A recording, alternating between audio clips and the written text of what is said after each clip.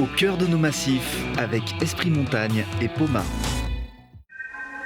En route sur les chemins d'Esprit Montagne, avec la gamme électrifiée de Hyundai Jeanlin Automobile à Échirolles. Le groupe Samsé et l'entrepôt du bricolage vous présentent Esprit Montagne.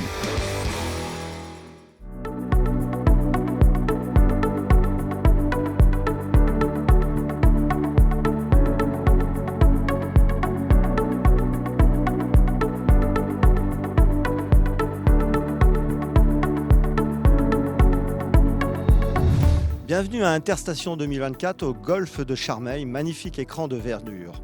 Pour cette rentrée, Esprit Montagne, émission coproduite par Télé Grenoble et Ski Chrono, s'invite à la rentrée des grands acteurs de l'aménagement en montagne. Et pour ouvrir ce premier volet spécial Interstation, nous retrouvons un habitué des lieux, golfeur à 16h, Christian Laval, président d'Interstation. Christian, bonjour. Quel est l'objectif d'Interstation ? L'objectif d'Interstation, il est très simple, c'est de rassembler toutes les personnes qui gravitent, qui travaillent, qui vivent en montagne. Donc on va retrouver bien sûr des exploitants de domaines skiables, mais aussi bien sûr des fournisseurs, et puis toutes les parties prenantes, voilà, des élus également de montagne. Et en fait, Interstation s'organise entre Corançon-en-Vercors et le golfe de Charmeil. Alors depuis quelques années, effectivement, Corançon-en-Vercors, golfe de Charmeil, donc ici en banlieue grenobloise, on va dire, mais on l'a fait ailleurs aussi avant, dans le sud. Christian, quel est votre secret pour garder cet esprit de convivialité qui facilite le réseautage ? Alors, il y a de la convivialité, il y a de la longévité, puisqu'on en est au 24e anniversaire. Je crois que c'est le partage. C'est juste l'envie d'être ensemble, partager, de la cordialité aussi, surtout de pouvoir aussi se parler, de trouver des moments de respiration et d'être aussi dans un événement qui n'est pas un événement marchand. On parle quand même un petit peu business, j'imagine. On essaye d'en parler, bien entendu, parce que le business nous fait vivre et c'est vraiment intéressant, c'est primordial. Mais tout ça agrémenté quand même aussi de passions sportives que sont le golf ou le VTT, ou un peu plus récréatives comme la pétanque avec le tournoi international que l'on vit chaque année. Christian, merci pour votre accueil chaleureux. Nous allons rejoindre immédiatement le plateau de l'Esprit Montagne où nous attend Christophe Reville et ses invités. Merci Laurent, à tout de suite avec nos invités pour ce premier plateau consacré à la nouvelle organisation de Domaines Skiables de France. Nous recevons Alexandre Molin, Anne Marty, Yves Dimier et Alexandre Merlin. Bonjour à tous les quatre. Bonjour. Merci d'être sur notre plateau. Alexandre Molin, l'ancien président donc, de Domaines Skiables de France, DSF. On va rappeler ce que c'est, près de 400 adhérents, un syndicat professionnel. Alors c'est le syndicat professionnel le plus représentatif en France parce qu'on a 99,99% de l'activité de notre profession. Et c'est une chance parce on connaît tous nos adhérents, de la plus petite station avec un téléski ou un tapis jusqu'aux plus grandes stations internationales que l'on voit briller dans vos magazines et sur tous les plateaux de télé. Tous les exploitants de remontées mécaniques. L'occasion d'ailleurs de rappeler que la France est sans doute l'un des plus beaux spots au monde pour les sports d'hiver. Nous sommes le 3e pays en termes de fréquentation. On a longtemps été le premier, mais on a les plus beaux domaines skiables au monde. On est le plus grand domaine skiable au monde. La France en position de leader. Bon, chaque année, c'est combien ? 600 millions de passagers qui passent par les remontées mécaniques en France ? C'est plus de 50 millions de journées skieurs, c'est plus de 600 millions de passages et c'est une activité nécessaire, entre guillemets, pour générer le reste de l'activité sur les territoires. C'est, entre guillemets, le moteur, c'est le poumon économique de nos territoires. Alors, président sortant de DSF, je le disais, vous avez passé la main à Anne Marty. Merci d'être avec nous. Alti Service. Alors, la présidence revient aux Pyrénées. Exactement, c'est une première et j'en suis très fière. 86 ans d'existence du syndicat et une présidence effectivement pyrénéenne pour la première fois. Ça démontre juste que ce que vient de dire Alex est très vrai, c'est-à-dire de nombreuses stations, de très petites et des stations de haute altitude qui nous représentent tellement. Eh bien, n'importe quel massif peut représenter l'ensemble des domaines skiables et c'est une vraie fierté. Alti Service, en quelques mots. Alors Alti Service, c'est 500 collaborateurs, parce que moi c'est la chose la plus importante, près de 35 millions de chiffre d'affaires. C'est 2 stations qui sont Saint-Lary et Font-Romeu-Pyrénées 2000, donc une dans les Hautes-Pyrénées et l'autre dans les Pyrénées-Orientales, et le téléphérique de Toulouse que nous exploitons et maintenons depuis maintenant près de 3 ans. Et puisqu'on est sur les territoires, Yves Dimier quand même en quelques mots, Valseny, présentation là aussi. Valseny, c'est une station avec 29 remontées mécaniques, 18 millions et demi de chiffre d'affaires en Haute-Maurienne, au fond de la belle vallée de la Maurienne. Et Alexandre Merlin. Oui, bonjour. Donc, directeur de Saint-Gervais-Mont-Blanc. domaine skiable situé juste en face du Mont Blanc. Au pied du Mont Blanc, alors là, Exactement. avec une très très belle actualité ces dernières semaines, on en reparlera dans un instant. Alors, Christophe, première pyrénéenne et première féminine aussi pour DSF. On recevra tout à l'heure Cécilia Teredor, qui est numéro 2 désormais de Poma. C'est une nouvelle vague qui arrive. Oui, puis Isabelle Boulot qui a pris la tête du cluster montagne. Donc, effectivement, une féminisation. Après, je ne sais pas si ça a une réelle importance. Juste, ce qu'il faut noter, c'est que dans un milieu qu'on dit très masculin, puisqu'on est à 70% d'hommes dans les domaines skiables, eh bien, ils ont eu le courage de désigner une femme à leur tête. Et bon, je veux dire, on peut se féliciter de ça, c'est tout. Alors, comment on passe d'une gouvernance où il y avait un président à une gouvernance un peu avec un triumvirat ? Alors, ce qui était important, pour moi, alors, je vis à Toulouse, je suis très rugby, et donc pour moi, le fonctionnement du pack et de l'équipe est essentiel. Et donc, à aucun moment, j'ai envisagé de pouvoir avoir une présidence verticale et seule, parce que pour moi, ça n'a pas de sens. Et donc, je suis pyrénéenne, et pour moi, c'était important que les deux plus gros massifs derrière soient représentés. Donc, Alex Merlin est président de la section Haute-Savoie, Yves Dimier représente depuis très longtemps, c'est quelqu'un qui est très connu dans le monde du ski et représente la Savoie. Et donc pour moi, ce trio qu'on fait a du sens. Et la Maurienne. Et ce trio qu'on fait a vraiment du sens. Et donc très clairement, quand on a décidé d'y aller, on a décidé d'y aller ensemble. Alors bien évidemment, je vais incarner la présidence, mais ce sera ensemble qu'on va travailler. Et pas seulement nous trois, mais l'ensemble du comité directeur et des exploitants. Parce qu'il faut effectivement préciser que depuis début octobre, donc, il y a ce fameux trio à la tête, vous à la présidence, Alexandre Merlin à la vice-présidence et Yves du coup comme trésorier, c'est bien ça. Alors c'est pas exactement ça, c'est-à-dire que Alexandre Merlin est président délégué, c'est-à-dire qu'il est en capacité de me substituer en cas de besoin, et Yves Dimier en fait va prendre un rôle de vice-président puisque nos statuts le prévoient, et effectivement dans la vice-présidence il aura le fait de gérer la trésorerie, mais pas seulement, il va aussi être en représentation sur un certain nombre de choses. Alexandre, un petit bilan de votre action au sein de DSF. Vous avez eu un mandat avec parfois des vents contraires. Vous avez connu beaucoup d'événements, le Covid, la guerre le Covid, la guerre en Ukraine, voilà, le prix de l'électricité, voilà, la taxation des pick-up, aujourd'hui le risque sur les meublés de tourisme. En fait, ce qui est génial, c'est que je suis arrivé avec un programme. Et l'actualité s'est imposée à ma présidence. Et c'est vrai que Pascal Tournier, qui était le premier président délégué avec qui j'ai travaillé, a dû quitter ses fonctions. Avec Anne, on a travaillé 4 ans ensemble. Voilà, ça a été des années qui ont été riches en enseignement. Moi, comme j'ai dit plusieurs fois aux exploitants, je les remercie. Personne ne pensait que j'avais les capacités d'être président de DSF. Tout le monde en rigolait. On m'a confié les rênes, on m'a fait confiance, on m'a refait confiance quand j'ai sollicité un deuxième mandat. Et j'ai beaucoup appris. Ça a été une école d'humilité, de difficulté, et pour grandir et devenir, aujourd'hui, j'ai beaucoup de compétences que je n'avais pas en entrant à DSF. Et franchement, ça a été le plus bel engagement que je puisse connaître. La chance de défendre les exploitants de domaines skiables, qui sont, comme on le disait, le poumon économique du territoire, mais qui sont aussi divers et variés. De la petite association, en passant par la régie municipale, jusqu'à des grands groupes internationaux. Voilà. Il fallait trouver le dénominateur commun à tout le monde et trouver des solutions pour que tout le monde s'en sorte. Ça a été le cas pendant le Covid, où on a vu une union, et puis surtout, les plus gros aller défendre les plus petits et ne pas se mettre en avant et bien penser à cette collégialité qui est la force. Comme disait Anne, moi aussi j'ai grandi dans le rugby, on ne peut pas faire, on a besoin de tous les numéros sur le tableau. Yves, cette collégialité, comment vous l'abordez du coup, ce nouveau poste de vice-président finalement ? Moi, je suis honoré que Anne et Alex m'aient fait confiance pour les assister entre guillemets, parce que ça fait 10 ans que moi je suis dans ce métier.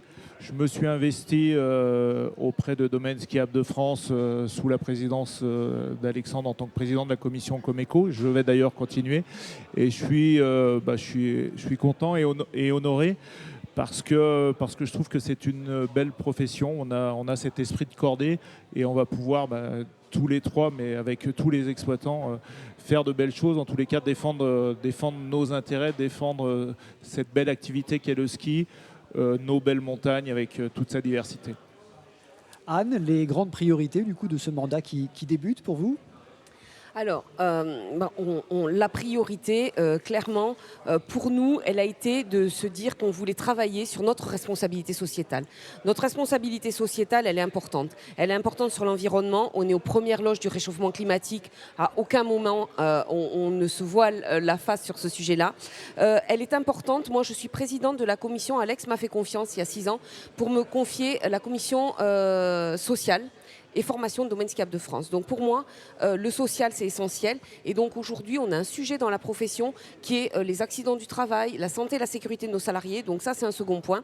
Et le troisième, eh bien, c'est les difficultés que peuvent rencontrer les uns ou les autres de nos exploitants. Et donc le sujet de la solidarité qui clairement est venu aussi sur la table.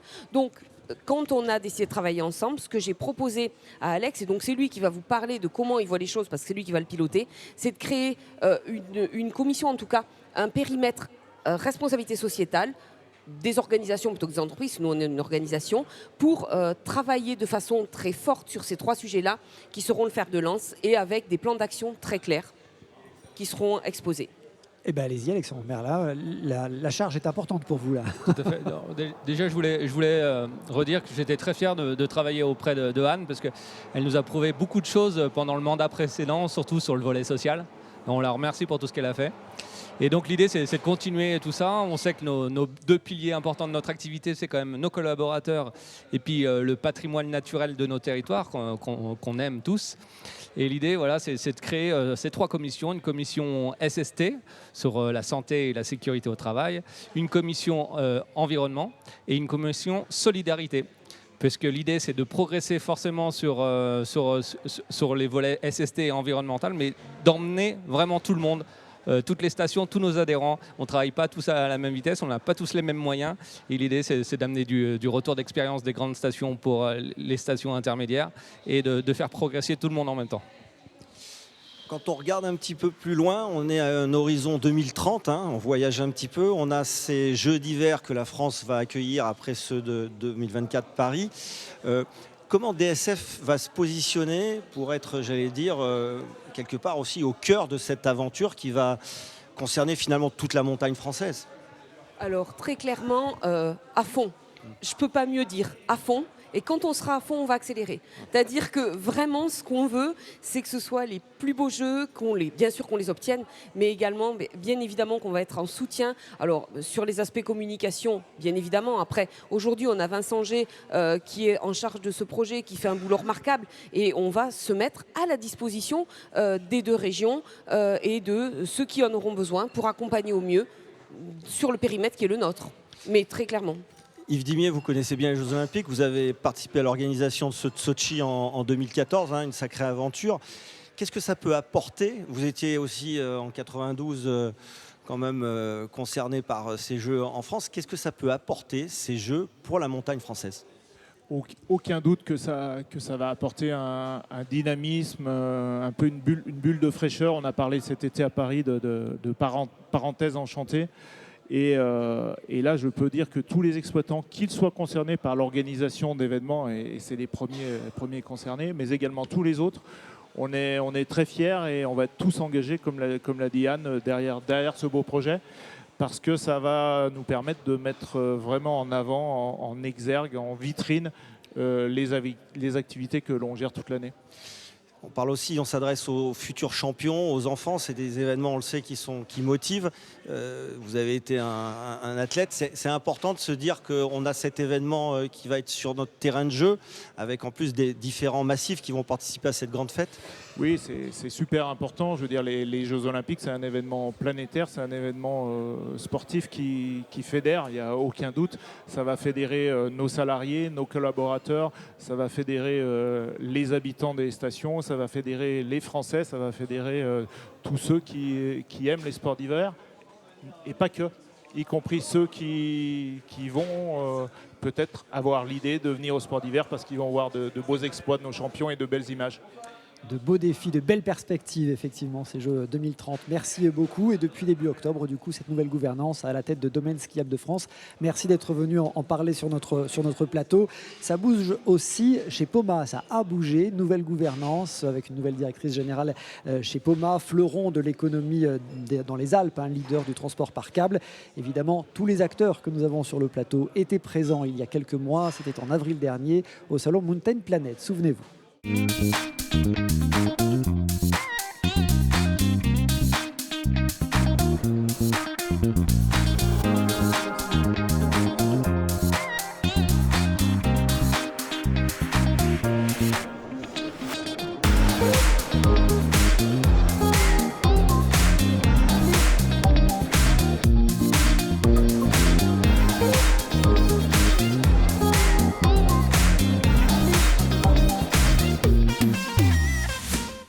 Avec nous sur ce nouveau plateau, Fabien Fely, le président de Poma, Cécilia Tégédor, la nouvelle directrice générale, et Wissam El Moukaal, le président de Sigma Cabine. Bonjour à tous les trois. Bonjour. Merci d'être avec nous. Fabien Fely, l'équipe autour de vous a considérablement évolué ces derniers mois avec une nouvelle directrice générale qu'on est heureux de découvrir.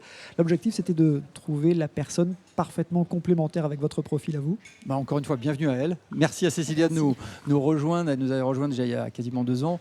Mais le but, c'est aussi de s'entourer de personnes et d'équipes qui sont meilleures que soi dans certains domaines. Et on n'arrive pas en haut d'un sommet sans une équipe, sans pouvoir être complémentaire, sans s'entraider, sans être, on va dire, dans une symbiose d'équipe. Et c'est ce qu'on essaie de faire chez Poma, c'est de travailler tous ensemble.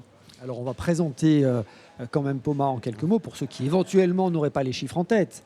Un leader du transport par câble, 8000 installations dans le monde. Alors là, je vais prendre la main maintenant pour donner les chiffres. Oui, alors, pour le faire vite, Poma, c'est 88 ans. C'est une entreprise ancrée sur son territoire. Encore une fois, on est vraiment ancré sur notre territoire, on va dire Rhône-Alpes, parce qu'on a nos usines sur le territoire Rhône-Alpes. C'est en effet pas loin de 8000 installations. C'est environ 6,5 millions de passagers par mois transportés. C'est 1500 personnes, dont pas loin de 900 sur le territoire français, environ 500 millions de chiffre d'affaires. Et encore une fois, une fierté de pouvoir aller dans tous nos marchés, historiquement, et qui est très important pour nous et pour notre cœur, qui est le monde de la montagne, le monde touristique et le monde urbain qui est en croissance dans différents territoires. Cécilia, on dit souvent que le monde de l'aménagement de la montagne est un brin masculin. Vous êtes l'exception qui confirme la règle ou les lignes commencent un petit peu à bouger ? Je ne sais pas si les lignes commencent à bouger, mais en tout cas, on commence à voir avec Anne Marty, notamment chez DSF, et qui prend Domaine Skiable de France, Domaine Skiable de France, qui prend de l'importance. Je dirais pas que c'est un monde nécessairement essentiellement masculin. C'est un secteur à part, passionnant, que je découvre avec énormément d'intérêt depuis que j'ai rejoint Poma. C'était il y a 2 ans. Votre parcours, c'est quoi ? Alors mon parcours, moi je suis ingénieur des mines, donc ça veut dire que je suis ingénieur d'État, j'ai fait le corps des mines, donc j'ai un parcours mixte public-privé. J'ai évolué dans la fonction publique d'État, principalement au ministère des Finances, dans les ministères et à la direction du budget, pour faire simple. Et ensuite j'ai rejoint un groupe de services à l'environnement qui s'appelle Veolia, et très vite j'ai été plutôt dans la partie énergie, où là j'ai eu la chance de travailler dans la zone Europe centrale, Europe de l'Est, Europe centrale, en France, mais aussi en Pologne où j'ai vécu pendant 3 ans. Et après, j'ai changé de zone. J'ai rejoint l'Angleterre où j'étais, pareil, à chaque fois, c'est des postes de direction de business unit, où j'étais directeur technique pendant 3 ans de Dalkia en Angleterre et Irlande. Voilà. Et ensuite, la région et l'agence économique Auvergne-Rhône-Alpes entreprise pendant 5 ans. Et Poma depuis 2 ans. Cette complémentarité dont parlait Fabien, elle se situe à quel niveau ? C'est une complémentarité déjà de caractère, c'est une complémentarité dans le partage de nos rôles, où Fabien, qui connaît parfaitement bien la montagne, le secteur et tout l'environnement, est plus orienté sur le business développement et sur l'externe. Et moi, mon rôle, c'est plutôt de faire fonctionner l'interne, de faire fonctionner le Poma et le groupe Poma dans son ensemble pour continuer à nous améliorer et à gagner de nouveaux marchés.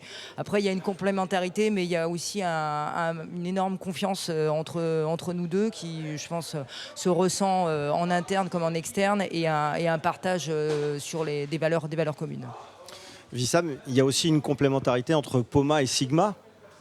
Sigma est une filiale du groupe Poma à 100%. Donc Sigma conçoit et fabrique tous les véhicules fermés de transport par câble, donc tout ce qui est cabine de télécabine ou cabine dans des applications de type grande roue. Et donc la complémentarité, le travail se fait de bout en bout avec Poma, de manière coordonnée avec Poma. Poma étant notre donneur d'ordre et aussi l'entreprise qui nous permet de repousser un peu la limite de la technique. À chaque fois qu'il y a un nouveau challenge qui se présente à Poma, on est habituellement associé à ce challenge-là. Alors, on parlait du parcours atypique de Cécilia. Vous aussi, vous avez un parcours atypique. Racontez-nous-le. Enfin, moi, j'ai eu la chance de rejoindre Poma il y a une vingtaine d'années maintenant en tant que stagiaire. Et puis depuis, j'ai eu la chance de faire différents métiers. Donc, je suis passé par la gestion de projet, je suis passé par de l'exploitation et la maintenance, un tout petit peu par de l'export également. Et puis avant de finir par rejoindre Sigma il y a 2 ans, donc il y a 2 ans et demi maintenant, en décembre 2021, pour maintenant m'occuper de la conception, de la réalisation de cabines. Alors Laurent, on parlait de Sigma, il y a quand même un chiffre que j'ai vu en préparant cette émission. Dans le monde, 1 cabine sur 2 de transport par câble sort de vos ateliers, c'est ça ? Tout à fait. Donc nous avons la chance de travailler pour Poma. On travaille pour 2 entités du groupe aussi. Donc le groupe étant majoritaire dans le monde aujourd'hui, donc il y a 1 véhicule sur 2 qui est conçu et qui est fabriqué dans nos ateliers. Chez Sigma, nous sommes 120 personnes permanentes. Puis nous avons 160 emplois directs environ. En Isère, on ne l'a pas dit, mais évidemment. Nous sommes en Isère, donc nous sommes à Vérin-Tuellin, dans le Nord-Isère. Et nous avons un panel de fournisseurs aussi qui est très local. Nous avons 65% de nos fournisseurs qui sont en région Rhône-Alpes et plus globalement 85% qui sont français. Donc on est une entreprise française qui fabrique en France et qui accompagne Poma dans l'ensemble de ses projets à travers le monde. Fabien, l'actualité récente de Poma, c'est cette inauguration d'un ascenseur valléen à Saint-Gervais. Est-ce que vous pouvez nous raconter la genèse de cet équipement ? Alors, à Saint-Gervais, il y a 2 innovations cette année. Il y a eu un ascenseur à eau usée qui a été inauguré début août, qui est une innovation, une première mondiale. Donc, comment ça fonctionne ? Alors, l'ascenseur à eau usée est un ascenseur incliné qui récupère de l'eau usée du village de Saint-Gervais. On remplit en fait un ballast qui permet justement de pouvoir charger le véhicule et faire mouvoir le véhicule sur sa pente. Donc, une innovation incroyable de ballast et une innovation incroyable, c'est de récupérer des eaux usées. C'est le poids de l'eau en fait qui fait contrepoids. Exactement, avec un contrepoids et on permet de bouger ce véhicule. Deuxième innovation cette année, qui est un concentré d'innovation, c'est cet ascenseur valléen qui a été managé par une main de maître par M. Payex, le maire de Saint-Gervais et notre client, la STBMA. C'est cette connexion entre la vallée, le Fayet et le domaine de montagne de Saint-Gervais. Et là, on a mis à peu près tous les concentrés de nouvelles technologies qu'on pouvait avoir dans les télécabines d'aujourd'hui, dans cette installation. Un moteur lent, un câble Arcelor, un système automatique d'embarquement pour pouvoir faciliter l'embarquement avec des heures de plage horaire assez importantes parce ça va démarrer à 7h du matin, ça va finir à 20h. Donc on se rend compte qu'on a vraiment mis un concentré de technologie et je rajoute une concentrée de technologie. On a fait des nouveaux pylônes avec des nouveaux balanciers, avec des balanciers avec un bandage qui a été co-développé avec Michelin, un autre groupe français leader dans son domaine. Cécilia, sur une activité un peu plus classique pour Poma, vous avez l'inauguration prochaine du Gendry Express aux Deux-Alpes. On sera dans les temps ? Tout à fait, on sera dans les temps et justement c'est un chantier emblématique. On en a plein d'autres en cours en ce moment. Je voudrais aussi faire passer le message à nos clients pour lesquels on travaille activement qu'on est aussi en train de travailler sur des tas d'autres appareils qu'on va livrer là pour cette saison.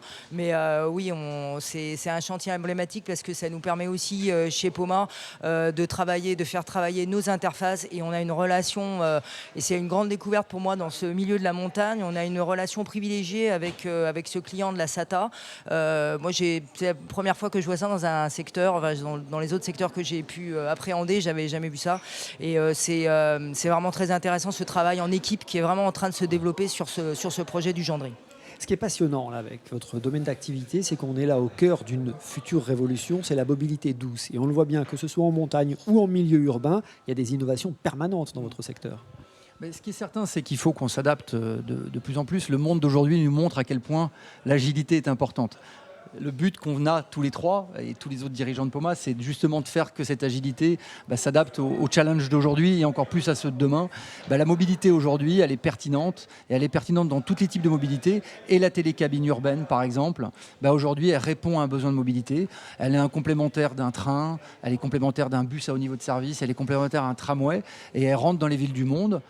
N'oublions pas que la France, on est quand même le champion européen aujourd'hui des télécabines urbaines, après Saint-Denis-la-Réunion, Brest, Toulouse, projet dans le sud parisien qui se crée, Ajaccio qui arrivera l'année prochaine, et d'autres projets sont dans les cartons.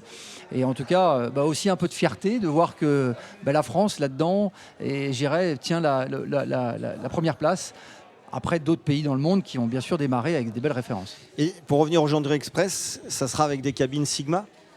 Sigma fabrique 52 cabines de Gendry Express. Elles sont toutes finies, à l'exception d'une, la dernière. Elle est en cours de finalisation dans nos ateliers. Donc c'est un projet qui a mobilisé une grosse équipe chez Sigma et c'est un travail qui dure depuis maintenant plus de 12 mois pour fabriquer ces cabines. Elles ressemblent à quoi ? Qu'est-ce qu'elles vont avoir comme forme, comme dimension, comme capacité ?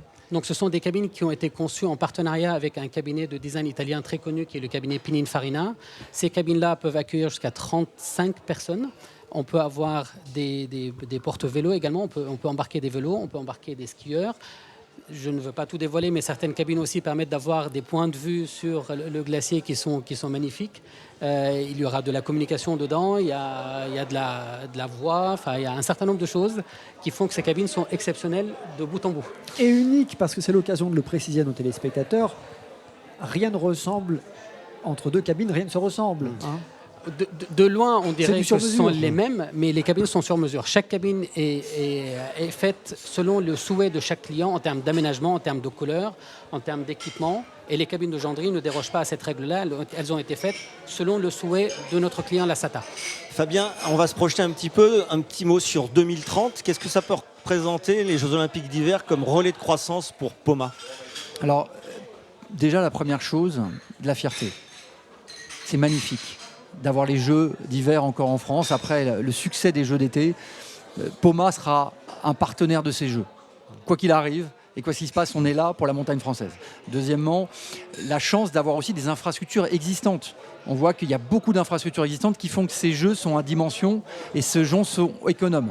Ensuite, on espère d'autres projets, d'autres connexions, d'autres liens entre la vallée et la montagne où on sera, j'espère, et on sera en tout cas dans la compétition pour pouvoir fournir des infrastructures. Mais on a de la chance d'avoir déjà beaucoup d'infrastructures existantes que vous savez. On le voit, Christophe, 2030, les Jeux vont nous occuper. Ça revient en boucle. Ça va nous occuper le cerveau et l'esprit montagne.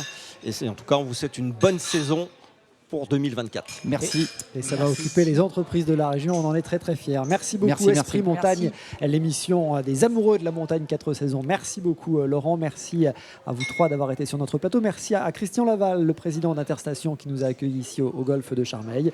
Merci aux équipes de Favorise pour la réalisation et merci à vous tous de votre fidélité. Merci.